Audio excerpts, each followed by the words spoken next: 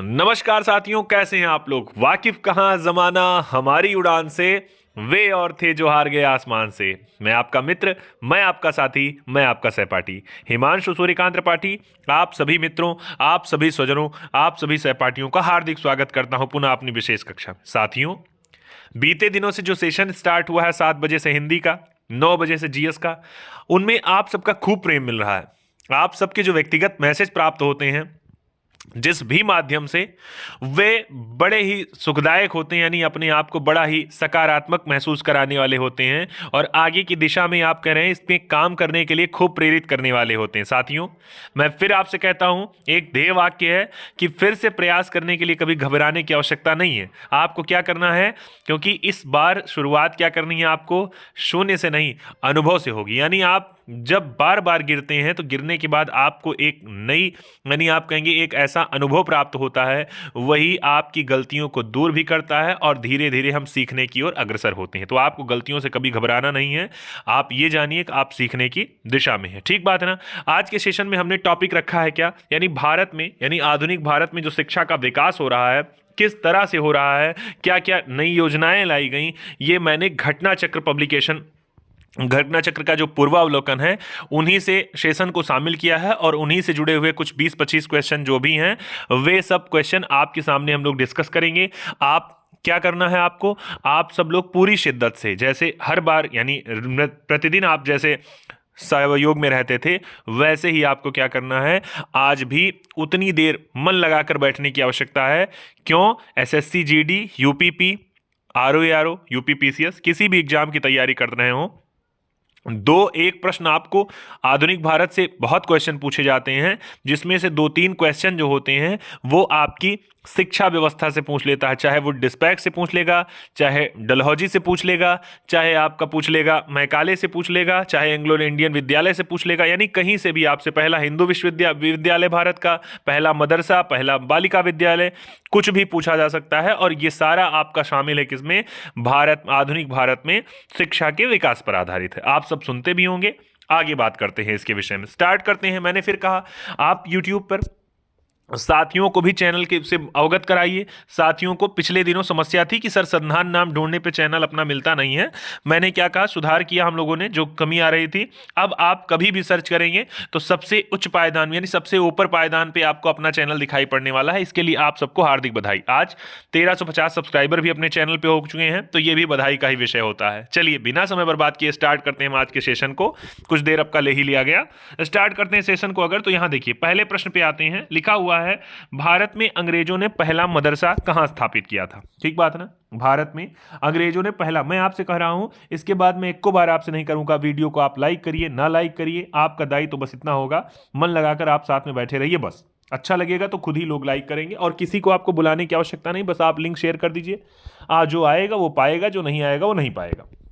देखिए, तो भारत में पहला मदरसा कहां स्थापित किया गया, इसकी व्याख्या पे हम लोग सीधा आते हैं, ना कि उत्तर पे। देखिए, भारत में पहला मदरसा, इसका डी वाला ऑप्शन जो दिया गया है, यानी सर एक सेकंड भाई, दिया है इसका डी वाला ऑप्शन यहां पर,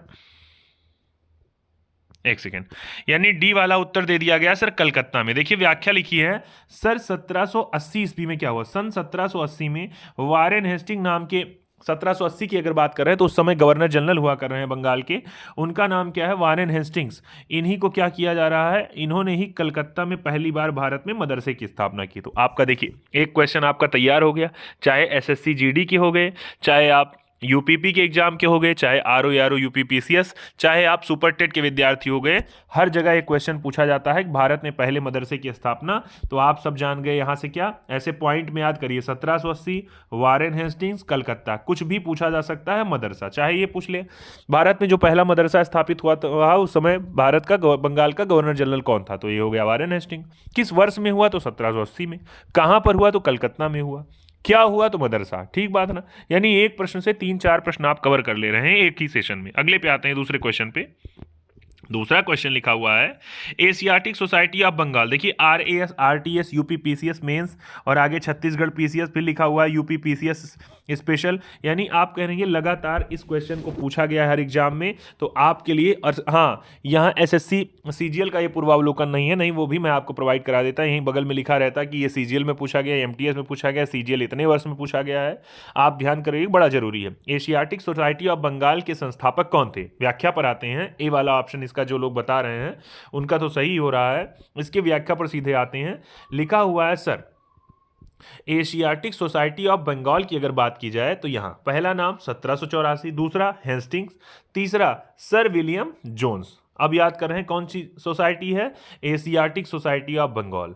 स्थापना हो रही है जिससे एशिया के सामाजिक तथा प्राकृतिक इतिहास, पुरातत्व संबंधी कला, विज्ञान, साहित्य का अध्ययन किया जा सके। आगे लिखा है यहां 1791 में बनारस के ब्रिटिश रेजिडेंट के जोनाथन डंकन के प्रयत्नों के फलस्वरूप बनारस में पहला संस्कृत कॉलेज खोला गया था। अब देखिए दो चीजें यहां से निकल के आई। पहला क्वेश्चन पूछा गया एशियाटिक सोसाइटी ऑफ बंगाल, तो आपने कह दिया सर इसका उत्तर हो गए कौन?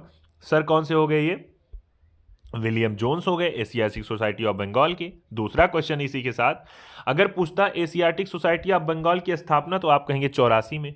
कौन था गवर्नर जनरल? तो वारेन हेस्टिंग से। किसके सहयोग से? तो आप कहेंगे सर विलियम जोन्स ने स्थापना की थी हेस्टिंग के सहयोग से। अगला आपसे पूछ लिया जाए कि बताइए, अगला पूछ लिया जाए आपसे कि बताइए यहां अगर पूछा जाए भारत में पहली बार संस्कृत विद्यालय की स्थापना किसने कराई? तो जोनाथन डंकन ने कराई। कब कराई? तो 91 में 1700। कहां कराई? तो बनारस में कराई। 3 3 6 क्वेश्चन आपने, एक क्वेश्चन से 7 क्वेश्चन आपने तैयार कर लिए। अगर आपको पहले संस्कृत विद्यालय पूछे तब आप बता ले जाएंगे 1791 में जोनाथन डंकन बनारस। आपसे पूछा जाए कि पहले अगर पूछा जाए एशियाटिक सोसाइटी ऑफ बंगाल की स्थापना, तो आप कह रहे हैं कौन व्यक्ति हो रहे हैं? इनका नाम है विलियम जोन्स 84 में हेस्टिंग के सहयोग से। आपसे पूछ लिया जाए पहला मदरसा, तो आप कहेंगे पहला मदरसा में भी व्यक्ति हो रहे हैं, हेस्टिंग हो रहे हैं और खुलवा रहे हैं कहां पर? कलकत्ता में। ठीक बात है ना? 6-7 क्वेश्चन आप इतनी देर में आप, मुझे लगता है 10 क्वेश्चन कवर कर ले गए। अगले पे वाराणसी में संस्कृत महाविद्यालय की स्थापना किसने करवाई? अभी कुछ ही देर पहले हम लोगों ने पढ़ा कि वाराणसी में जो कराई गई थी 1791 में कराई गई थी। एक व्यक्ति है, उनका नाम क्या है? Jonathan Duncan. देखिए व्याख्या इसके पहले दी गई है, तो आप याद करे रहेगा सर 1791 की तिथि हो रही है और एक व्यक्ति है जिनका नाम है जोनाथन डंकन, और ये कहाँ कर रहे हैं? बनारस, जो वर्तमान समय में जिसे आप वाराणसी के नाम से जानते हैं, यहीं पर इन्होंने इसकी स्थापना की थी पहले। अब ये सारे क्वेश्चन आपके सभी वनडे एग्जाम से पूछे जाते हैं, व्याख्यात्मक रूप में भी पूछे जाते हैं, यानी कई कूट में भी पूछे जाते हैं और नॉर्मल तरीके से पूछे जाते हैं वो विकल्पीय में। इसलिए आपके लिए जरूरी है। देख के आपको लग गया होगा कितना जरूरी है कितना नहीं जरूरी है। अगर मैं कह रहा हूं आपसे बहुत कुछ आप नहीं जानते, तब भी ये क्वेश्चन आपको स्टैटिक जीके का मिल जाता है। भारत में पहली बार मदरसा कब खोला गया, भारत में पहली बार संस्कृत विद्यालय कब खोला गया, आई बात ध्यान में? ये सारे क्वेश्चन आपको मिलते भी हैं, आपके ध्यान में भी आते हैं। ठीक बात है ना? अच्छा, पढ़ने लिखने वाले हैं तब तो जरूर। अगले क्वेश्चन पे लिखा हुआ है बंगाल की एशियाटिक सोसाइटी। देखिए यहां लिखा हुआ है बंगाल की एशियाटिक सोसाइटी जो है इसकी स्थापना वारेन हेस्टिंग के काल में हुई थी। सही बात है सर। उसने सर विलियम जोन्स के पक्ष में उक्त विद्वत संस्था की अध्यक्षता का प्रस्ताव अस्वीकार कर दिया गया था। ये कथन है, कारण में दिया गया है कि वारेन हेस्टिंग स्वयं एक उद्भव विराट विद्वान तथा प्राच्य विद्या का प्रखर समर्थक था, जो संस्कृत, फारसी और अरबी के अध्ययन को प्रोत्साहित करता था। अब देखिए कथन और कारण का अर्थ ये हो गया, आप अगर वनडे एग्जाम के विद्यार्थी हैं तो आपके लिए कथन का निष्कर्ष में आपका यूपीपी और एसएससी जीडी जैसे एग्जाम में नहीं पूछता है, लेकिन मैं सीधा व्याख्या पर आता हूं। तो व्याख्या इसकी दी गई है, क्या दिया गया है सर यहां पे? एक सेकेंड, व्याख्या पर आते हैं हम लोग। लिखा है कि सर वारेन हेस्टिंग 1774 और 85 के बीच के दौरान बंगाल का हुआ करता था गवर्नर जनरल। एक प्रकार का लिखा हुआ है, वह स्वयं भी विद्वान था, प्राच्य विद्या का समर्थक भी था। यानी आप कहेंगे प्राच्य विद्या का अपने यहां का समर्थक था ये हेस्टिंग। आगे लिखा हुआ है ये संस्कृत, अरबी और फारसी के अध्ययन को प्रोत्साहित करता था वारेन हेस्टिंग्स। लिखा है उसके सहयोग और समर्थन से ही 1784, देखिए यहां एक तिथि आ गई किसकी? यहां एक तिथि आ गई सर 1784 की। ठीक बात है ना? एक तिथि आ गई किसकी? एक तिथि आ गई 1784 की। एशियाटिक सोसाइटी ऑफ बंगाल की स्थापना हुई। दूसरी क्या आ रही है? दूसरी सर जोन्स की अध्यक्षता में ही, आप कह रहे हैं इसकी, जिसमें कहा, लेकिन इसके विषय में क्या रहा है, फिर भी उसने सर विलियम जोन्स के पक्ष में इस संस्था की अध्यक्षता का प्रस्ताव अस्वीकार कर दिया था। किसने? वारेन हेस्टिंग्स ने। क्यों किया था आगे देखेंगे। लिखा हुआ है Charles Wilkins, Nathaniel हेल्डेन, Jonathan Duncan आदि ने वारेन हेस्टिंग के प्रश्रय और समर्थन के तहत ही प्राच्य विद्या के अध्ययन में योगदान दिया था। यानी आप कह रहे हैं समर्थन हमेशा वारेन हेस्टिंग से रहा है, भले ही उसको उन्होंने क्या कहता है, उसकी अध्यक्षता को अस्वीकार कर दिया था, लेकिन तब भी समर्थन हमेशा इन्होंने किया है। आगे लिखा है प्राच्य विद्या के अध्ययन में योगदान दिया था इन लोगों ने चार्ल्स विल्किंस द्वारा किए गए भगवत गीता। देखिए ये पूछा भी क्वेश्चन गया है कि भगवत गीता का अंग्रेजी में पहली बार अनुवाद किसने किया था, तो एक व्यक्ति है, इनका नाम है चार्ल्स विल्किंस। याद करे रहिएगा, क्वेश्चन वनडे एग्जाम में खूब पूछा जाता है, भगवत गीता का अंग्रेजी में अनुवाद किसने किया था। ठीक बात, ये लिखा अंग्रेजी अनुवाद की प्रस्तावना वारेन हेस्टिंग। देखिए आप कह रहे हैं भगवत गीता के अंग्रेजी अनुवाद की प्रस्तावना, यहां कह रहे हैं अंग्रेजी अनुवाद की प्रस्तावना वारेन हेस्टिंग ने ही लिखी थी, बाकी पूरी पुस्तक आप कहेंगे विल्किंस ने लिखी थी। एक क्वेश्चन आप इसको टिक कर लीजिएगा, चार्ल्स विल्किंस ने भगवत गीता का अनुवाद किया था अंग्रेजी में। आगे लिखा हुआ है कथन में कह रहा है दो बातों का जिक्र किया है, एक है एशियाटिक सोसाइटी की स्थापना और दूसरा वारेन हेस्टिंग द्वारा विलियम जोन्स के पक्ष में इसकी अध्यक्षता स्वीकार न करना। आई बात ध्यान में। लिखा है वहीं कारण में उसका स्वयं विद्वान होना तथा प्राच्य विद्या के अध्ययन को प्रोत्साहित करना वर्णित है। लिखा है यहां प्राच्य विद्या के अध्ययन को प्रोत्साहन कथन की दोनों बातों का कारण होना तुष्ट करता है। इस प्रकार स्पष्ट है कि प्रश्नगत कथन और कारण दोनों सही हैं तथा कारण कथन की सही व्याख्या करता है। तो यही पूछा गया था आपसे, क्या पूछा गया था कि बंगाल की एशियाटिक सोसाइटी की स्थापना वारेन हेस्टिंग के काल में हुई थी और उसने सर विलियम जोन्स के पक्ष में उक्त विद्वत संस्था की अध्यक्षता अस्वीकार कर दिया था। तो ये बात भी सही है, और दूसरा वारेन हेस्टिंग एक बहुत अच्छा विद्वान था, ये बात भी सही है। ठीक बात है ना। तो कथन और कारण दोनों सही हैं, क्योंकि वो खुद विद्वान था, इस वजह से उसने अध्यक्षता अस्वीकार कर दी। अगले क्वेश्चन पे आते हैं। लिखा हुआ ये, लिखा हुआ पेरिस में, लिखा है इसको आपको मैं कह रहा हूं उत्तर देने से ज्यादा आपको खूब ध्यान से सुनने की आवश्यकता है, क्योंकि मैं कह रहा हूं आप राज व्यवस्था यानी पॉलिटी पढ़ने के चक्कर में, भूगोल, भारत का भूगोल पढ़ने के चक्कर में, और इतिहास में गांधी और नेहरू पढ़ने के चक्कर में आप ये क्वेश्चन भी छोड़ देते हैं, लेकिन परीक्षा के लिए मेन आवश्यकता हर जगह के क्वेश्चन आपको आने चाहिए। तो देखिए लिखा हुआ है पेरिस में एक संस्था की स्थापना हुई रही है जिसका नाम है रॉयल एशियाटिक सोसाइटी। पूछ रहा है कि सदस्यता प्रदान की गई थी, किसे सदस्यता प्रदान की गई थी? ऑप्शन एक Dadabhai Naoroji, option B Michael Madhusudan Dutt, option C दादा राजा राम मोहन राय, या ऑप्शन डी विवेकानंद। आपको उत्तर देना है, ये पीसीएस क्वेश्चन में पूछा गया क्वेश्चन है। दीजिए भाई, जिसने उत्तर दिया होगा ठीक है। इसका उत्तर हो रहा है बी वाला ऑप्शन, माइकल मधुसूदन दत्त को दिया गया था। आते हैं आगे। लिखा हुआ है पेरिस की एशियाटिक सोसाइटी की सदस्यता, ये देखा पेरिस में एक एशियाटिक सोसाइटी जो स्थापित की गई थी, पेरिस की रॉयल एशियाटिक सोसाइटी, इसकी सदस्यता ले रहे हैं माइकल मधुसूदन दत्त को प्रदान की गई थी हैं। और आगे लिखा है ये लिखा है द एशियन सोसाइटी की स्थापना 1822 में की गई। आगे लिखा है 1829 के शाही फरमान द्वारा इसकी स्थापना की पुष्टि कर दी गई थी। अब देखिए एक नाम केवल यहाँ पहली चीज जानते रहिए कि द रॉयल एशियाटिक सोसाइटी की सदस्यता माइकल मधुसूदन दत्त को प्रदान की गई थी। ठीक बात है ना। अगले पे आते हैं। अगला क्वेश्चन लिखा हुआ है, देखिए फिर वही क्वेश्चन मिल गया जो मैंने अभी कुछ देर पहले आपसे कहा था कि स्टार बना लीजिएगा। पूछ रहा है ये, लिखा है अंग्रेजों में से कौन ऐसा था जिसने भगवत गीता का अंग्रेजी में अनुवाद किया था। देखिए पूछ लिया आखिर ये क्वेश्चन। अब देखिए जितने विद्यार्थी स्टार बनाए थे वो भी तड़ से बता दे रहे हैं, वो कह रहे हैं सर बी वाला हो जाएगा चार्ल्स विल्किंस, जो कि भगवत गीता लिख रहे हैं, जबकि इसका प्रीफेस यानी आप कहेंगे प्राकथन जो था वो वारेन हेस्टिंग ने ही लिखा था। ठीक बात है ना।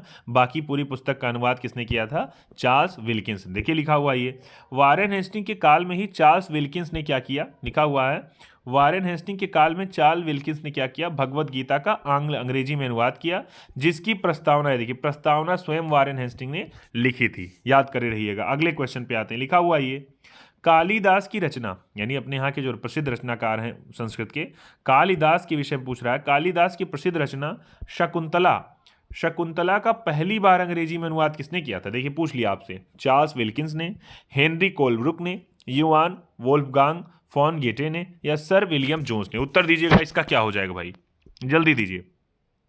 चलिए, जो लोग उत्तर दे रहे हैं ठीक है, लेकिन इसका उत्तर आप सब जानते हैं, डी वाला जो लोग उत्तर दे रहे हैं सही दे रहे हैं, लेकिन हमारा उत्तर से ज़्यादा ध्यान व्याख्या पर होना चाहिए। व्याख्या पर आते हैं। लिखा हुआ है सर विलियम जोन्स जो हैं वारेन, लिखा हुआ है वारेन हेस्टिंग के समय ही विलियम जोन्स जो थे, यहाँ वारेन हेस्टिंग समय ही ये विलियम जोन्स नाम के व्यक्ति ये कलकत्ता उच्चतम न्यायालय के न्यायाधीश नियुक्त हुए। कौन? William Jones. इनकी प्रेरणा पर ही 1784 में एशियाटिक सोसाइटी की स्थापना हो गई। स्वयं इसके सभापति भी नियुक्त हुए। कौन? William Jones. एशियाटिक रिसर्चेज नामक पत्रिका भी इनके माध्यम से लॉन्च हुई। आगे लिखा हुआ है 1789 ईस्वी जब आया तो इसमें इन्होंने कालिदास के अभिज्ञान शाकुंतलम को अंग्रेजी में अनुवाद किया तथा इसके 5 संस्करण प्रकाशित किए। किसने? विलियम जोन्स ने। आई बात ध्यान में। अब आप समझ गए यहां पर कि कालिदास के विषय में यहां लिखा हुआ शकुंतला जो लिखा हुआ है उसका नाम है अभिज्ञान शाकुंतलम। इसका अंग्रेजी में अनुवाद करने वाले व्यक्ति कौन है? William Jones. यहां देखिए एक साथ एक व्याख्या आप पढ़ रहे हैं, 4-5 क्वेश्चन मिल रहा है। विलियम जोन्स, इन्हीं के समय में वारेन हेस्टिंग है, 84 में एशियाटिक सोसाइटी की स्थापना कर रहे हैं, और आगे आप कहेंगे उच्चतम न्यायालय के न्यायाधीश भी थे, और आगे आप कहेंगे इन्होंने कालिदास के अभिज्ञान शाकुंतलम का अंग्रेजी में अनुवाद किया था। इतने क्वेश्चन आप इससे तैयार कर लिए। अगला लिखा हुआ है यहाँ स्वतंत्रता पूर्व अवधि में ब्रिटिश सरकार द्वारा भारत में आधुनिक शिक्षा के प्रसार का मुख्य उद्देश्य क्या था? यानी भारत में वो क्यों चाहते थे कि आधुनिक शिक्षा का प्रसार हो? लिखा हुआ है छोटे प्रशासनिक पदों पर नियुक्ति हेतु शिक्षित भारतीयों की आवश्यकता थी उनको, या भारतीय संस्कृति में प्रोत्साहन करना था। भाई क्यों सिखाना चाहते थे? लिखा हुआ है आगे, क्या वो ये चाहते थे कि भारत के लोगों को आधुनिक बनाना चाहते थे जिससे वे राजनीतिक जिम्मेदारी में भाग ले सकें? अच्छा, इतना अच्छा चाहते थे? या डी वाला ऑप्शन कि उपयुक्त में से कोई नहीं? आप सब जानते हैं, यहाँ लिखा हुआ है नीचे लिखा हुआ है पहला ऑप्शन लिखा है छोटे प्रशासनिक पदों पर नियुक्ति हेतु शिक्षित भारतीयों की आवश्यकता वो चाह रहे थे। मतलब वो चाह रहे थे कि जो लोग आए वो लोग पढ़े लिखे हों, यानी अंग्रेजी के खास करके वो जानकार हों, जिससे क्या हो हम लोगों के लिए आसानी रहे। यानी इस वजह से वो यहाँ को क्या बनाना चाहते थे? शिक्षित बनाना चाहते थे। कि इसकी व्याख्या में बहुत ज़्यादा चीज़ें आपके काम की नहीं है। अगले पे आते हैं। लिखा हुआ है भारत में सबसे पहले लिखा है ब्रिटिश सरकार ने किस अधिनियम में सबसे पहली बार भारत के लिए शिक्षा के लिए 1 लाख रुपए खर्च की व्यवस्था? देखिए बड़ा इंपॉर्टेंट क्वेश्चन है आपका। पहली बार किस अधिनियम में? चार्टर वुड डिस्पैच में 54 में, चार्टर अधिनियम 13 में, चार्टर अधिनियम 53 में, या भारतीय परिषद नियम 1892 में? यानी किसमें अंग्रेजों सरकार ने ये व्यवस्था बनाई थी कि भारत के शिक्षा पर हम 1 लाख रुपया खर्चा की व्यवस्था करेंगे? भाई बताइए। आप सब बता भी ले रहे हैं इसका उत्तर। चलिए व्याख्या पर आते हैं। इसका उत्तर आप एक वाला ऑप्शन जानते हैं, 1813 का जो चार्टर एक्ट आया था, इसी में पहली बार ये व्यवस्था दी गई थी कि भारत की शिक्षा पर 1 लाख रुपया खर्चा किया जाए। व्याख्या क्या कह रही है इसकी? व्याख्या कह रही है कि सर 1813 का जो चार्टर अधिनियम हो रहा है, इसी के तहत पहली बार शिक्षा के प्रति सरकार ने उत्तरदायित्व उठाया, और क्या कहा? 1 लाख रुपया हम क्या करेंगे? हर साल देंगे। किस पर? शिक्षा पर खर्च करेंगे। पहली बार ये व्यवस्था बन रही है। तो आपके ध्यान में मुझे लगता है ये क्वेश्चन आप याद करिएगा। 1813 का जो चार्टर अधिनियम आया था, आप सब याद करिएगा। कमेंट बॉक्स में लिखिएगा अंग्रेज सरकार ने कुल कितने चार्टर जारी किए थे एक बार में। यानी आप कहेंगे 1813 को लेकर के कितनी बार चार्टर जारी किए थे अंग्रेज सरकार ने, याद करे रहिएगा। अगले क्वेश्चन पे आते हैं। यहाँ वुड डिस्पैच के बारे में निम्नलिखित में से कौन सा कथन सत्य है? सहायता अनुदान व्यवस्था शुरू की गई थी इसके द्वारा, विश्वविद्यालय की स्थापना की सिफारिश की गई थी, शिक्षा के सभी स्तरों पर शिक्षण माध्यम के रूप में अंग्रेजी की सिफारिश की गई थी। पूछ रहा है वुड डिस्पैच के बारे में कौन सा कथन सही है? पूछ रहा है, एक ऑप्शन इसमें दे रहा है। हम सीधा समय न बर्बाद करके व्याख्या पर इसकी आ जाते हैं। इसकी व्याख्या में दिया गया है कि सर वुड डिस्पैच या वुड का जो घोषणा पत्र था, ये वुड डिस्पैच या वुड का जो घोषणा पत्र था, इसके विषय में व्याख्या है कि सर वुड का घोषणा पत्र ब्रिटिश ईस्ट इंडिया कंपनी के बोर्ड ऑफ कंट्रोल के अध्यक्ष चार्ल्स वुड, देखिए इनका नाम, जो वुड का डिस्पैच जो आ रहा है घोषणा पत्र, कई लोग यही नहीं जानते होंगे कि वुड डिस्पैच का जो आया था घोषणा पत्र ये किसी के नाम पर था। तो चार्ल्स वुड नाम के व्यक्ति जो थे, यही अध्यक्ष थे, इन्हीं के द्वारा किया गया था। 1854 में जारी किया गया था। ये बोर्ड ऑफ कंट्रोल के, आप समझाते हैं board of controller, board of director, ऐसे करके नाम जानते हैं। उसी में से कंट्रोलर के अध्यक्ष थे चार्ल्स वुड, उन्हीं के समय में आया 54 में। 53 में चार्टर आया था उसके पहले। इस घोषणा पत्र में इन्होंने कहा कि भारतीय शिक्षा पर एक व्यापक योजना प्रस्तुत की। इन्होंने क्या कहा? घोषणा पत्र में इन्होंने शिक्षा के उद्देश्य, माध्यम, सुधारों आदि पर विचार किया। अब देखिए ये सब विचार विचार वाली बात हो गई। इन्होंने काम क्या किया, इस घोषणा पत्र को भारत में अंग्रेजी शिक्षा का मैग्ना, ये स्टार हैशटैग बना लीजिएगा, ये पूछा जाता है क्वेश्चन कि भारत में अंग्रेजी शिक्षा का मैग्ना कार्टा किसे कहा जाता है, तो आप जाने रहिएगा वुड के घोषणा पत्र को या वुड डिस्पैच को। आपके ध्यान में दो क्वेश्चन यहाँ से आ गया, वुड के नाम से कि चार्ल्स वुड नाम के व्यक्ति हैं, ये बोर्ड ऑफ कंट्रोलर के अध्यक्ष थे। ये वुड डिस्पैच या वुड का घोषणा पत्र ला रहे हैं 1854 में, जिसको कहा जाता है भारत में अंग्रेजी शिक्षा का मैग्ना कार्टा। लिखा है प्रस्ताव में सरकार ने पाश्चात्य शिक्षा के प्रसार को अपना उद्देश्य, देखिए इसी में क्या कहा इन्होंने, इसी में व्यवस्था बनाई कि हम पश्चिमी शिक्षा यानी पाश्चात्य शिक्षा को प्रसार देने का उद्देश्य बनाया, और उच्च शिक्षा में इनको इन्होंने कहा अंग्रेजी भाषा के माध्यम से दिए जाने पर बल दिया। आई बात ध्यान में, सबको याद हो गया। यानी इन्होंने कहा कि उच्च शिक्षा को जो माध्यम होना चाहिए वो अंग्रेजी माध्यम ही होना चाहिए। ठीक बात है ना। तो आप जान रहे हैं आज जो आप लोग एमए बीए वाली व्यवस्था जो अभी चेंज हुई है शिक्षा नीति के द्वारा, कि अब आप अपनी भाषा में ही बीएससी एमएससी वाली चीज़ें यानी आप अपनी भाषा में पढ़ पाएंगे सबको। ये जो चीज़ें सुधार अभी हुई हैं, इसके पहले जो जितनी झंझटें इसकी थी वो आपकी शुरू हुई थी कब, 1854 के वुड डिस्पैच यानी वुड के घोषणा पत्र से। ठीक बात है ना, चार्ल्स वुड के घोषणा पत्र से स्टार्ट हुई थी, अभी तक चली आ रही है उसी चार्ल्स वुड के घोषणा पत्र से, जिसको कहा जाता है भारत में अंग्रेजी शिक्षा का मैग्ना कार्टा। इस वाले से आपने देखा, इस वाली व्याख्या से आपने 4 क्वेश्चन पढ़े हैं। पहला मैंने कौन सा कहा, चार्ल्स वुड किसके अध्यक्ष, बोर्ड ऑफ कंट्रोलर के। कब ला रहे हैं वुड का घोषणा पत्र, तो आप कहेंगे ये ला रहे हैं 1854 में। किस पर आधारित था, तो भारतीय शिक्षा पर आधारित था। इसे कहा क्या जाता है, तो भारत में अंग्रेजी शिक्षा का मैग्ना कार्टा कहा जाता है। इसमें बल किस पर दिया गया था, तो इसमें अंग्रेजी शिक्षा पर बल दिया गया था। आप समझ में आ गई बात को, मुझे लगता है आपको समझ में आ गई थी। ठीक बात है ना। अच्छा मैं क्वेश्चन पूछूं, अच्छा बताओ 1813 अगर मैं पूछूं 1813 में भारतीय शिक्षा पर कितने रुपए व्यय का व्यवस्था किया गया था, तो आप कह रहे हैं कितने पे भैया, वेरी गुड, 1 लाख रुपए पे। ठीक बात है ना, 1 लाख रुपए खर्च की व्यवस्था की गई थी। चलिए अगले पे आते हैं। अगला क्वेश्चन यहां कहां गया जी, ये देखिए लिखा है इन्होंने अंग्रेजी, देखिए ये उसी वाली की व्याख्या है, इन्होंने परंतु साथ में देसी भाषा के विकास को भी महत्व दिया, वो भी जरूरी है।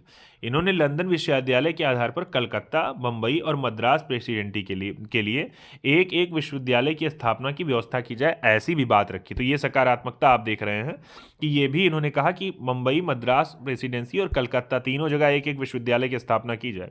सरकारी शिक्षण संस्थानों में दी जाने वाली शिक्षा, अच्छा इन्होंने धर्मनिरपेक्षता की बात की, यानी जो शिक्षा दी जाए वो धर्म प्रधान ना हो, यानी आप कह रहे हैं शिक्षा धर्मनिरपेक्ष हो। शिक्षा के क्षेत्र में निजी प्रयत्नों को प्रोत्साहित करने के लिए अनुदान सहायता की पद्धति चलाने की सिफारिश भी इसमें की गई थी। याद आई आप, अनुदान सहायता की पद्धति यानी आप कह रहे हैं ग्रांट इन एड। ठीक बात है ना, ये भी व्यवस्था इन्होंने बताई थी, किसने, वुड के घोषणा पत्र में। अगले पे आते हैं, क्वेश्चन पे लिखा है चार्ल्स वुड का घोषणा पत्र। अब इतना मुझे लगता है इतनी व्याख्या पढ़ने के बाद अब वुड घोषणा पत्र से चाहे जो पूछा जाएगा आप बता ले जाएंगे। पूछ रहा है चार्ल्स वुड का जो घोषणा पत्र था निम्नलिखित में से किससे संबंधित था, शिक्षा से, प्रशासनिक सुधार से, व्यापार से या सैन्य सुधार से। मुझे लगता है ये तो सारे लोग बता ले जाएंगे कि सर शिक्षा से ही तो था, अभी कुछ ही देर पहले हमने व्याख्या पढ़ा। देखिए वुड का घोषणा पत्र, फिर वही व्याख्या, वुड का घोषणा पत्र है, बोर्ड ऑफ कंट्रोलर के अध्यक्ष हैं, इनका नाम चार्ल्स वुड है। 19 जुलाई, देखिए इसमें एक तिथि और मिल गई कि 19 जुलाई 1854 को किए थे। आई बात ध्यान में, इसी को वुड का डिस्पैच कहा गया। शिक्षा पर योजना बना रहे हैं, 100 अनुच्छेद थे इसमें कुल मिलाकर। आई बात ध्यान में, शिक्षा के उद्देश्य, शिक्षा का माध्यम और सुधारों पर इन्होंने क्या किया था, विचार किया था। इसी को कहा गया भारत में अंग्रेजी शिक्षा का मैग्ना कार्टा कहा गया। इन्होंने क्या कहा, पाश्चात्य शिक्षा के प्रसार को भी बढ़ावा दिया और कहा उच्च शिक्षा में अंग्रेजी पर बल दिया। और बल्कि इन्होंने ये भी बात करी कि कलकत्ता, मद्रास और बंबई प्रेसिडेंसी में एक एक विश्वविद्यालय की स्थापना की जाए। ये क्वेश्चन भी पूछा जा सकता है, हो सकता है आगे मिल जाए आपको। अगला क्वेश्चन, हंटर कमीशन की रिपोर्ट में विकास पर विशेष जोर दिया गया किसके, बालिकाओं की शिक्षा को, उच्च शिक्षा को, तकनीकी शिक्षा को या प्राथमिक शिक्षा को। तो हंटर कमीशन आपको जानना चाहिए पहले आया क्या था। आते हैं इस पे व्याख्या पे। देखिए कई बार क्वेश्चन पूछा गया, लिखा हुआ है 1854 में तो आया कौन सा, वुड का डिस्पैच। 1854 के तहत शिक्षा के क्षेत्र में बड़ी प्रगति हुई। आपने कहा जब वुड डिस्पैच आया उसी के बाद बड़ी प्रगति हुई, चूंकि कई मांगे की गई। उसके बाद कह रहा 82 में रिपन आ रहे हैं, रिपन हो रहे हैं गवर्नर जनरल। ये क्या करें, डब्ल्यू हंटर की अध्यक्षता में एक भारत में प्रथम भारतीय शिक्षा आयोग। अब यहां से क्वेश्चन आपके लिए जरूरी है, स्टार हैशटैग बना लीजिएगा, सुपर टेट वाले विद्यार्थी जो देख रहे होंगे वो भी जाने रहिएगा कि भारत में प्रथम शिक्षा आयोग कब नियुक्त किया गया। तो आपके ये सर 1882 में। किसकी अध्यक्षता में? तो डब्ल्यू हंटर की अध्यक्षता में। उस समय गवर्नर जनरल कौन था? तो रिपन नाम के व्यक्ति थे। इतनी बात आपके लिए किया गया, ठीक बात है ना। इसमें किस पर बल दिया गया? तो इस रिपोर्ट में प्राथमिक शिक्षा के सुधार और विकास पर बल दिया गया। सबके ध्यान में आ गया। मैं पूछूं वुड डिस्पैच कब आया, तो आप कहेंगे 19 जुलाई 1854 को। फिर मैं पूछूं हंटर आयोग कब आया, तो आप कहेंगे सर 1882 में। हंटर आयोग क्या था, तो आप कहेंगे भारत में प्रथम भारतीय शिक्षा आयोग था। किस पर काम किया इसने? प्राथमिक शिक्षा के सुधार और विकास पर काम किया, ठीक बात है ना। तो ये सारे नाम हो गए आपके लिए। अगला लिखा है प्रथम भारतीय शिक्षा आयोग। देखिए यही क्वेश्चन इससे जुड़ा हुआ पूछ लिया। प्रथम भारतीय शिक्षा आयोग, इसकी नियुक्ति किसने और किस वर्ष की? अभी कुछ ही देर पहले आपने कहा उस समय हो जा रहे हैं रिपन, और रिपन कर रहे हैं 1882 में। देखिए ए ऑप्शन ही इसका निकल गया सही, ठीक है ना। भले अध्यक्षता कर रहे हैं कौन? हंटर कर रहे हैं। अगले पे आइए, ये ए वाला ऑप्शन उसका सही लिखा है। नेशनल काउंसिलिंग ऑफ एजुकेशन की स्थापना कब की गई थी? 15 अगस्त 1909, 1903, 15 अगस्त 1904, 15 अगस्त 1905 या 15 अगस्त 1906। यानी टीजीटी पीजीटी जो भी आप देख रहे हैं, सुपर टेट वनडे, सारे लोगों के लिए जरूरी है ये। तो इसकी व्याख्या में देखेंगे डी वाला ऑप्शन 15 अगस्त 1906। व्याख्या पर आते हैं, लिखा हुआ है ये राष्ट्रीय शिक्षा के क्षेत्र में सर्वप्रथम 1905 में रंगपुर नेशनल स्कूल की स्थापना हुई। 16 नवंबर 1905 को कलकत्ता में सम्मेलन आयोजित किया गया। राष्ट्रीय साहित्यिक, वैज्ञानिक और तकनीकी शिक्षा देने के लिए राष्ट्रीय शिक्षा परिषद स्थापना का फैसला हुआ। 15 अगस्त 1906 को राष्ट्रीय शिक्षा परिषद। अब सुपर टेट वाले एग्जाम के विद्यार्थियों के लिए बड़ा जरूरी क्वेश्चन पूछ लेता है कि बताइए भारत में राष्ट्रीय शिक्षा परिषद की स्थापना कब हुई? तो 15 अगस्त 1906 को हुई। आप सब जान गए इसके विषय में। तो इसका डी वाला ऑप्शन क्या हो गया यहाँ पर? डी वाला ऑप्शन हो गया 15 अगस्त 1906, नेशनल काउंसिल ऑफ एजुकेशन की स्थापना हुई थी। आपको कुछ ज्यादा नहीं, देखिए वनडे एग्जाम अगर यूपी पीएसएससी जीडी के हैं तो बहुत बड़ी व्याख्या आपको जानने का, केवल आप वन लाइनर आप जानते रहिए कि 15 अगस्त 1906 को नेशनल काउंसिलिंग ऑफ स्कूल के एजुकेशन की स्थापना हुई। अगले क्वेश्चन पे पूछ रहा है सैडलर आयोग का संबंध था न्यायपालिका से, शिक्षा से, राजस्व प्रशासन से या पुलिस से? आप सब पढ़ रहे हैं शिक्षा के विषय में, तो इसका मतलब होगा किससे? शिक्षा से ही होगा। तो इसका सी वाला ऑप्शन हो गया सही। यहां देखिए लिखा हुआ है, इसकी व्याख्या में लिखा हुआ है सर सैडलर आयोग जो आया था वो 1917 में कलकत्ता विश्वविद्यालय की संभावनाओं के अध्ययन और रिपोर्ट के लिए नियुक्त किया गया था। आप समझ में आ गई बात। सैडलर आयोग कब आया था? तो 1917 में। किसके लिए आया था? तो कलकत्ता विश्वविद्यालय की संभावनाओं के अध्ययन और रिपोर्ट के लिए, ठीक है ना। अध्यक्षता कौन कर रहे हैं? डॉक्टर एम ई सैडलर कर रहे हैं। ये लीड्स विश्वविद्यालय के कुलपति थे, ठीक बात है ना। बहुत बड़ी इसकी व्याख्या पर हम लोग नहीं आएंगे। यहाँ एक बात यह है कि 1904 में जो आया था एक अधिनियम, 1904 में विश्वविद्यालय अधिनियम की कड़ी निंदा की थी और बताया कि कॉलेज और विश्वविद्यालय शिक्षा का ठीक ठाक समन्वय नहीं हो सकता है इससे। मतलब उन्होंने कहा जो 1904 में आया था अधिनियम, उसको इन्होंने कमी बताई थी। तो आप याद केवल यहाँ से ये करे रहिएगा कि सैडलर आयोग, तो सैडलर आयोग कब आया था? तो 1917 में आया था। किस लिए आया था? तो कलकत्ता विश्वविद्यालय के एनालिसिस के लिए आया था आपका सैडलर आयोग। अगले क्वेश्चन पे आते हैं, लिखा है शिक्षा में सुधार हेतु ब्रिटिश सरकार ने सैडलर विश्वविद्यालय के आयोग कब स्थापित किया? तो अभी आप जान गए सर 1917 में किया। अगले क्वेश्चन पे आते हैं। इसके बाद अगले क्वेश्चन में लिखा हुआ, यहाँ लिखा हुआ है 1902 में लॉर्ड कर्जन ने 2 भारतीय सदस्यों को सम्मिलित करते हुए एक विश्वविद्यालय आयोग गठित किया था। कौन थे? ये क्वेश्चन बड़ा महत्वपूर्ण है। आपको बताना है ऑप्शन ए बाल गंगाधर तिलक, सुरेंद्र नाथ बनर्जी, गोपाल कृष्ण गोखले या रासबिहारी बोस, सैयद हुसैन बिलग्रामी और सुरेंद्र नाथ बनर्जी, सैयद हुसैन बिलग्रामी और न्यायमूर्ति गुरदास बनर्जी। उत्तर देना है कौन हो जाएगा इसका। चलिए तो इसका उत्तर व्याख्या पर आते हैं। लिखा हुआ है ये यहाँ व्याख्या, लॉर्ड कर्जन जो हैं वायसराय थे, 1902 में रैले की अध्यक्षता में एक विश्वविद्यालय आयोग गठित कर रहे हैं। 2 भारतीय सदस्यों की नियुक्ति कर रहे हैं। एक व्यक्ति है, इनका नाम क्या है? सैयद हुसैन बिलग्रामी, और एक व्यक्ति हैं न्यायमूर्ति गुरदास बनर्जी। याद करे रहिएगा। यहाँ मैंने फिर कहा आपसे, यहाँ पूछ रहा है 1902 में जो कर्जन ने नियुक्त किया था, क्या कर्जन ने बनाई थी एक टॉमस रैले की अध्यक्षता में विश्वविद्यालय आयोग बनाया था 1902 में। पूछ रहा है उसमें 2 भारतीय सदस्य कौन कौन, तो सैयद हुसैन बिलग्रामी और न्यायमूर्ति गुरदास बनर्जी। सुपर टेट वालों के लिए मोस्ट इंपॉर्टेंट ये क्वेश्चन है। अगले क्वेश्चन पे आते हैं। पूछ रहा है मैकाले संबंधित थे, तो मैकाले संबंधित थे अंग्रेजी शिक्षा से, याद करे रहिएगा। अगले पे आते हैं। देखिए मैकाले यहाँ लिखा है भाषा संबंधी विवाद पर अपना विवरण देने के लिए बेंटिक ने काउंसिल के विधि सदस्य मैकाले, तो विधि सदस्य कौन था? मैकाले। किसने नियुक्ति की? तो बेंटिक ने। ठीक बात है, 1837 की बात है। मैकाले ने भारत में शिक्षा हेतु अंग्रेजी भाषा का समर्थन किया था। अगले पे आते हैं। लिखा भारत के औपनिवेशिक काम में अधोमुखी निस्यंदन सिद्धांत किस क्षेत्र से है? तो आप कहेंगे सर ये शिक्षा के क्षेत्र से। अधोनिस्यंदन का सिद्धांत आप जानते हैं ना, छनाई का सिद्धांत। ये देखिए अधोनिस्यंदन सिद्धांत का अर्थ हो गया कि sir the theory of downward filtration, यानी आप करें इसका अर्थ है शिक्षा समाज के उच्च वर्ग को ही दी जाए, इस वर्ग से छन छन कर ही शिक्षा का असर जन सामान्य तक पहुंचे। ये कहना था किसका? मैकाले का। इसने कहा था कि सीमित साधनों से समस्त जनता को शिक्षित करना असंभव है, इस वजह से कहा था मैकाले ने। यानी इसी को कहा जाएगा अधोनिस्यंदन। देखिए ये क्वेश्चन कई तरीके से पूछा जा सकता है। अधोनिस्यंदन का सिद्धांत किसने दिया? मैकाले ने। मैकाले संबंधित किससे? अधोनिस्यंदन सिद्धांत से। या यहाँ पूछ लिया अधोनिस्यंदन सिद्धांत का संबंध किस क्षेत्र से, तो आप कहेंगे सर शिक्षा के। अगले पे आते हैं। भारत में शैक्षणिक नीति में फिल्ट्रेशन थ्योरी के प्रतिपादक, देखिए यही क्वेश्चन पूछ लिया, तो आप कहेंगे सर कौन हो रहे हैं? तो इनका नाम क्या है? मैकाले। याद करे रहिए ये क्वेश्चन भी। 20 नंबर प्रश्न था। 21 पर आते हैं। लिखा हुआ है भारत में आधुनिक शिक्षा प्रणाली की नींव किससे पड़ी? 1813 के चार्टर से, 35 के मैकाले के स्मरण पत्र से, 82 के हंटर आयोग से, या 54 के वुड डिस्पैच से। जल्दी बताइए। आधुनिक शिक्षा की प्रणाली की नींव, तो मुझे लगता है इसका ऑप्शन हो जाएगा यही मैकलवा वाला। तो मैकाले जो हो रहा है 1835 में, इसी के द्वारा आधुनिक शिक्षा की नींव पड़ी। व्याख्या पे आते हैं। लिखा हुआ है 1835 के मैकाले के स्मरण पत्र, यानी मैकाले मिनट के द्वारा क्या हो रहा है? मिनट्स के द्वारा भारत में आधुनिक शिक्षा की नींव पड़ी। लिखा हुआ है इसने क्या कहा? यूरोप में एक अच्छे पुस्तकालय की एक अलमारी का एक कक्षा जो होगा, यानी एक कमरा जो होगा, भारत और अरब के समस्त साहित्यों से अधिक मूल्य। यानी ये इसका स्टेटमेंट था, बड़ा बेकार टाइप का स्टेटमेंट था। ये किसका स्टेटमेंट है? तो मैकाले का स्टेटमेंट है, जिसके द्वारा ही आधुनिक शिक्षा की वर्तमान समय में नींव पड़ी है। बेंटिक ने काल में 7 मार्च 1835 को एक प्रस्ताव मैकाले का दृष्टिकोण अपना लिया गया था, यानी बेंटिक ने 7 मार्च 1835 में इसके प्रस्ताव को स्वीकार कर लिया था मैकाले के। ठीक बात है ना, याद करे रहिए। अगले क्वेश्चन पे आते हैं। लिखा हुआ है किससे या किनसे भारत में अंग्रेजी शिक्षा की नींव पड़ी? 1813 का charter act, general committee of public instruction 1823, प्राच्यविद एवं आंग्लविद विवाद।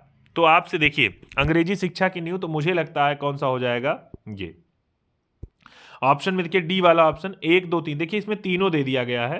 अंग्रेजी शिक्षा की नींव किससे या किनसे भारत में अंग्रेजी शिक्षा की नींव पड़ी? देखिए व्याख्या में लिखा है ईस्ट इंडिया कंपनी। देखिए व्याख्या इसकी बड़ी लंबी चौड़ी है, बहुत ज़्यादा व्याख्या में नहीं आएंगे हम लोग। यहाँ देखिए इसकी व्याख्या लिखी है 2-3 नाम। ईस्ट इंडिया कंपनी ओरिएंटल शिक्षा की प्रचलित प्रणाली की बात करा, उसको हतोत्साहित किया इसने। पश्चिमी शिक्षा और अंग्रेजी शिक्षा को इसने बढ़ाया ईस्ट इंडिया कंपनी। 1813 की बात आई, चार्टर आया, शिक्षा के लिए 1 लाख रुपए खर्चा करने की बात की गई। आगे कहेंगे 1823 की बात आ रही है, तो 1823 में general committee of public instruction का गठन कर दिया गया और कहा गया जिसकी जिम्मेदारी हुई कि शिक्षा पर 1 लाख रुपए देने की व्यवस्था कर दी गई। समिति में 10 यूरोपीय सदस्य शामिल हो गए। Governor general Lord William Cavendish Bentinck, यानी बेंटिक की अध्यक्षता में क्या हो रहा है? 7 मार्च 1835 को मैकाले के प्रस्ताव को स्वीकार कर लिया गया और इसमें अंग्रेजी शिक्षा के लिए उच्च शिक्षा का माध्यम मान लिया गया अंग्रेजी को। भारत में आंग्ल शिक्षा के समर्थक का नेतृत्व किसने किया? मुनरो ने, एल्फिंस्टन ने, जबकि टी.एच. प्रिंसेप जो थे वो प्राच्य शिक्षा के। देखिए अब कई बार आगे पढ़ेंगे तो ये भी क्वेश्चन पूछ लेगा, कई नाम दे देगा, पूछेगा इसमें से कौन प्राच्य शिक्षा के समर्थक थे, कौन पाश्चात्य शिक्षा के समर्थक थे। ठीक बात ना। लेकिन अभी तक जितना आप पढ़े इसमें 2-3 क्वेश्चन आप याद करें। पहला मैकाले मिनट, तो मैकाले द्वारा। मैकाले का मिनट्स बेंटिक के द्वारा कब स्वीकार किया गया? तो 7 मार्च 1835 को। ठीक बात है ना। ये क्वेश्चन आप ध्यान किए रहिएगा। पूछेगा एच.टी. प्रिंसेप किससे संबंधित थे? तो आप कहेंगे सर प्राच्य शिक्षा के समर्थक थे। जबकि मुनरो किसके समर्थक थे? तो मुनरो थे आपके पाश्चात्य शिक्षा के समर्थक। अगले पे आइए, किसके शासनकाल में भारत में अंग्रेजी शिक्षा प्रारंभ की गई? बेंटिक के, हार्डिंग के, या कह रहा मिंटो के, या डलहौजी के? तो आप सब जान रहे हैं बेंटिक के ही शासनकाल में, चूंकि 7 मार्च 1835 में इन्होंने मैकाले मिनट्स को स्वीकार किया था। अगले क्वेश्चन देखिए व्याख्या। 7 मार्च 1935 का नाम आ गया। 1828 से 35 तक मैकाले बेंटिक गवर्नर जनरल रहे थे। अगले पे, भारत में प्रथम 3 विश्वविद्यालय की स्थापना। देखिए आपने कहा 1854 में बुड डिस्पैच में कहा जा रहा है कि तीनों जगह कलकत्ता, मुंबई और मद्रास प्रेसिडेंसी में होना चाहिए। तो पूछ रहा है कब स्थापना हुई थी, किस वर्ष? तो ए वाला ऑप्शन हो गया 54 के बाद 57 में स्थापना भी हो गई थी। ठीक बात ना। लिखा भारत में अंग्रेजी शिक्षा का मैग्ना कार्टा जिसे कहा जाता था, चार्ल्स वुड के डिस्पैच को, इसी को आधार पर लंदन की तर्ज पर भारत में भी 3 विश्वविद्यालय की स्थापना कब हुई थी? 57 में। याद किए रहिएगा भारत में पहली बार विश्वविद्यालय की स्थापना कब हुई, तो यही 3 जगह पर हुई थी। अगले पे आते हैं, किसके सतत प्रयत्नों से बंबई में प्रथम महिला विश्वविद्यालय की स्थापना हुई? तो महिला विश्वविद्यालय की स्थापना आप सब जानते हैं, मुझे लगता है इसका हो जाएगा सी वाला, ये वाला डी वाला ऑप्शन। देखिए इसमें दिया हुआ है व्याख्या में, लिखा हुआ है डी के कर्वे। यहाँ देखिए लिखा हुआ है डी के कर्वे नाम के जो व्यक्ति हैं, एक सेकेंड, लिखा हुआ है डी के कर्वे के, ये डी के कर्वे के सतत प्रयत्नों से 1916 में बंबई में प्रथम महिला विश्वविद्यालय। देखिए महिला विद्यालय और महिला विश्वविद्यालय दोनों अंतर है। प्रथम बालिका विद्यालय की बात करेंगे तो सावित्रीबाई फूले की पत्नी का नाम आ जाएगा। उनका नाम क्या है भाई? सावित्रीबाई फूले की पत्नी का नाम आपको लिखना है कमेंट बॉक्स में। ठीक बात है ना।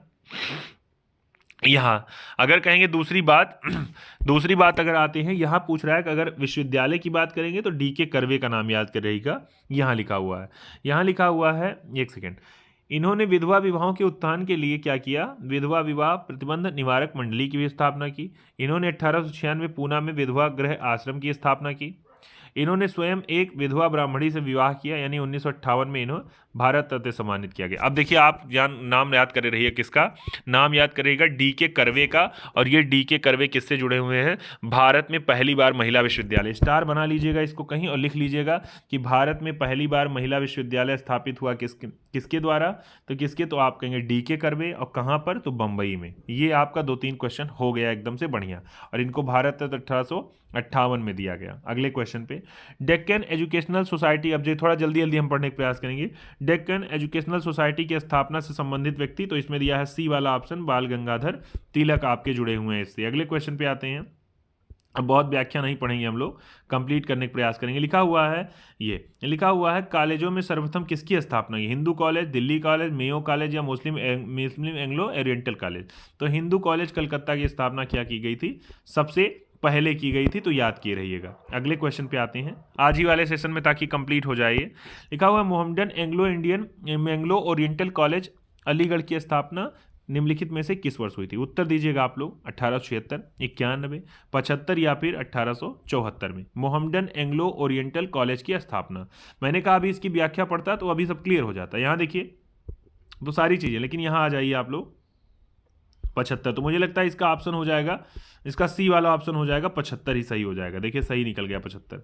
यहाँ लिखा हुआ है आगे, डेविड हियर और एलेक्जेंडर डब के साथ मिलकर निम्नलिखित में से किसने कलकत्ता में हिंदू कॉलेज की स्थापना की? तो आप सब जान रहे हैं इसका उत्तर हो गया डी, राजा राम मोहन राय के सहयोग से हिंदू कॉलेज की स्थापना हुई थी। अगले पे आते हैं, 1817 में डेविड हेयर द्वारा प्रसिद्ध हिंदू कॉलेज की स्थापना की गई। तो मुझे लगता है कलकत्ता में ही की जाएगी, क्योंकि वहीं से है राजा राम मोहन राय। देखिए यही सही निकल गया। चलिए अगले पे आते हैं। देखिए और कितना क्वेश्चन है, बस 2 क्वेश्चन और है, 3 क्वेश्चन। ये 2-3 नाम जुड़ा हुआ है। पूछ रहा है कौन सा संस्थान और संस्थापक कौन है?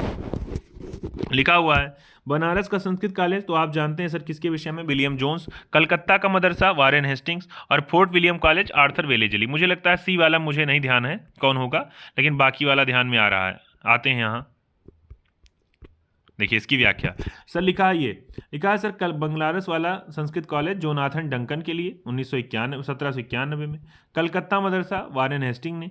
जबकि फोर्ट विलियम कॉलेज यही व्यक्ति हैं, इनका नाम है रिचर्ड कोले वेलेजली, 1800 में किया। ये था इसका विकल्प कौन हो जाएगा? बी ही सही होगा, बाकी सब इसमें गलत हो जाएंगे। आई बात ध्यान में, इसको स्टार बनाकर कहीं आप लोग नोट कर लीजिएगा, ताकि आप एक बार फिर रिवाइज करें और चीज़ें आपको क्या हो जाए, याद हो जाए। तो ये याद कर रहिएगा इससे, ठीक बात है ना। अगले क्वेश्चन पे, वेलेजनी ने कलकत्ता में फोर्ट विलियम कॉलेज की स्थापना किस लिए की थी? तो आप कहेंगे बड़ी व्याख्या है इसकी। व्याख्या पर आते हैं, डी वाला इसका उत्तर सही हो जा रहा है कि सर वह ब्रिटिश नागरिकों को भारत में क्या करता था, प्रशासन हेतु प्रशिक्षित बनाना चाहता था, यानी ब्रिटिश नागरिकों को। इसी वजह से उसने फोर्ट विलियम कॉलेज की स्थापना वेलेजली ने कलकत्ता में की थी। आते हैं, फोर्ट विलियम कॉलेज कलकत्ता के संदर्भ में कौन सा कथन सत्य है न सत्य है, ये इस पे मत जाइए आप लोग।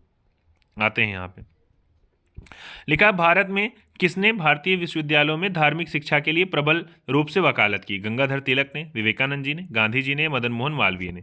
आप जानेंगे इसका हो जाएगा डी वाला ऑप्शन। मदन मोहन मालवीय ने कहा था धार्मिक शिक्षा विश्वविद्यालय में भी दी जाने की प्रबल रूप से वकालत की थी, याद करे रहिएगा। अगले क्वेश्चन पे, बनारस हिंदू विश्वविद्यालय का शिलान्यास किसने किया था? मालवीय जी ने, विभूति नारायण जी ने, लॉर्ड हार्डिंग ने या एनी बेसेंट ने? कौन हो सकता है भाई इसका? तो इसका सी वाला ऑप्शन, हार्डिंग ने की थी क्या, बनारस हिंदू विश्वविद्यालय की स्थापना। मेरे साथ सब लोग सरसरी निगाह से एक बार पढ़ लीजिएगा, आपको भगने की आवश्यकता नहीं है, बस 2 या 3 क्वेश्चन और बचे हैं। अगले पे आइए, लिखा है, सर्वप्रथम केंद्रीय विश्वविद्यालय घोषित किया गया कौन? अलीगढ़ मुस्लिम विश्वविद्यालय अलीगढ़, डॉक्टर भीमराव अम्बेडकर विश्वविद्यालय लखनऊ, बनारस हिंदू विश्वविद्यालय वाराणसी या इलाहाबाद विश्वविद्यालय? तो आप कहेंगे सर्वप्रथम केंद्रीय विश्वविद्यालय घोषित किया गया, तो इसका सी वाला ऑप्शन हो जाएगा बनारस हिंदू। ये सारे क्वेश्चन जरूरी हैं जो मैं बहुत जल्दी बोल रहा हूँ। तो भारत में पूछेगा पहला केंद्रीय विश्वविद्यालय कौन घोषित हुआ, तो ये बनारस हिंदू विश्वविद्यालय वाराणसी है। चलिए, इतने क्वेश्चन मैंने कहा आज के सेशन के लिए मैंने आपके बीच में करवाने का प्रयास किया।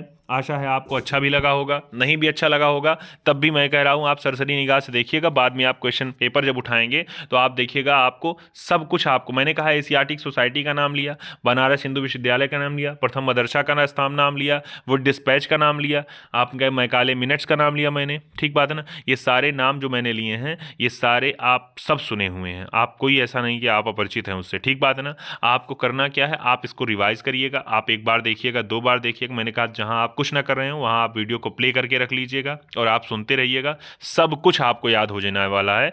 क्योंकि मैंने इतनी देर में 1% आपसे फालतू बात नहीं, केवल मैंने कंटेंट पर बात किया है आपसे, ठीक बात है ना। मैं फिर कह रहा हूं आपसे, चैनल पर 1350 सब्सक्राइबर होने की हार्दिक बधाई। जल्दी हम लोग 1400 होंगे। आप अपने साथियों तक वीडियो को शेयर करिए, ज़्यादा से ज़्यादा वीडियो का प्रचार करिए, जिससे ये है कि ज़्यादा से ज़्यादा पुराने सहपाठी भी आपके और नए सहपाठी भी चीज़ों से जुड़ पाएँ और अच्छे कंटेंट के साथ जुड़ पाएँ, ठीक बात है ना। आप सभी साथी ऐसे ही अपना सहयोग बनाए रहिएगा और लगातार मिलते रहिए। मिलते हैं नए दिन नए वीडियो के साथ, नए कंटेंट के साथ। बाकी आपने इतना सहयोग किया, आपका बहुत बहुत धन्यवाद। बोलेगा मेरे साथ, वाकिफ कहाँ ज़माना हमारी उड़ान से, वे और थे जो हार गए आसमान से, ठीक बात है ना। चलिए मेरे साथ बोलिए, आपने इतना सहयोग किया, आपका बहुत बहुत धन्यवाद भाई, धन्यवाद।